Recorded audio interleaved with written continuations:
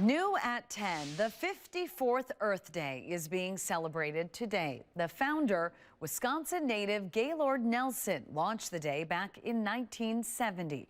WMTV's Mark McPherson recently talked with his daughter.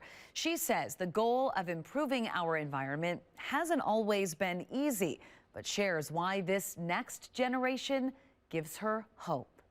We are now approaching lunar sunrise. This famous photo, called Earthrise, is pretty common now, but when Apollo 8 astronauts took it in 1968, it helped change the world that it captured. It gave people around the world a perspective they had never experienced before, and it was remarkable and transformative in many ways. For the first time, human beings saw Earth in a new way, from a distance. The change in perspective that followed is credited with helping pave the way for an environmental revolution. And the man that led the charge down that path, Wisconsin Senator Gaylord Nelson. Our goal is a decent environment in its broadest and deepest sense. Nelson had the idea to create a national conversation about how to protect the only planet we have. But he didn't realize just how quickly that idea would take hold and what it would become. It was successful beyond his wildest dreams. And there was one person who had a front row seat. My name is Tia Nelson. I'm the daughter of Gaylord Nelson, founder of Earth Day. Tia Nelson has spent a lifetime carrying on her father's legacy and talks with pride about the enormous impact he's made. For me, it's a deeply inspiring story, and not just because he's my father and I adored him. She describes a 10-year-old Gaylord Nelson who grew up in a small Wisconsin town with, as she calls it, nature as his playground.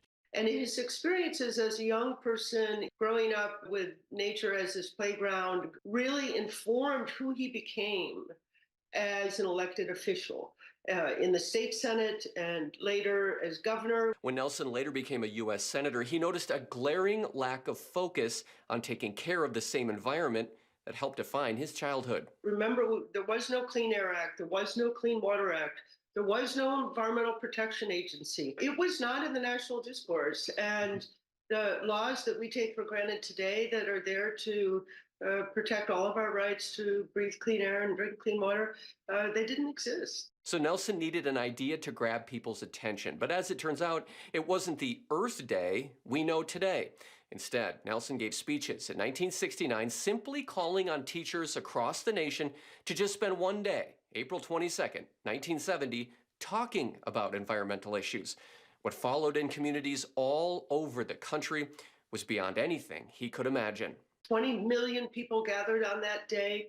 It was the largest public gathering in American history, and it changed the course of history.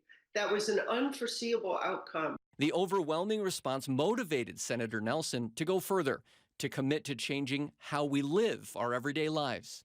In the video that you sent to me, your father described the commitment of beyond anything we've ever undertaken. Will require a long, sustained political, moral, ethical, and financial commitment far beyond any commitment ever made by any society in the history of man. It became something far beyond, much larger in scope than this idea that he had originally proposed. The decade that followed, more environmental laws were passed than any other time in American history. But 54 years later, that commitment is far from certain. There is constant debate in a divided Washington, D.C. about how to address this problem. Some don't believe there's a problem at all. But Tia Nelson is still carrying on. She says this is a long journey with a sometimes rocky road. We make progress, we lose ground, we keep working, we make more progress. This is a difficult journey. One of the things that makes the difficult journey a little easier for Nelson these days is sharing her story with school kids. She believes this next generation will reinvigorate what her father started.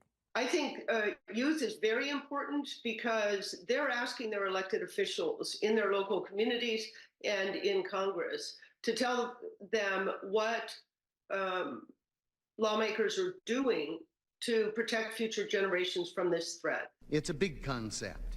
It's been more than a half century since her father started down this path. And Tia Nelson has walked it her entire life. She says she's grateful to be able to carry on his legacy and is forever inspired by it. This little boy from this little town in Clear Lake, Wisconsin, changed the world, and that gives me hope. Are we able? Yes. Are we willing? That's the unanswered question. And that was Mark McPherson reporting.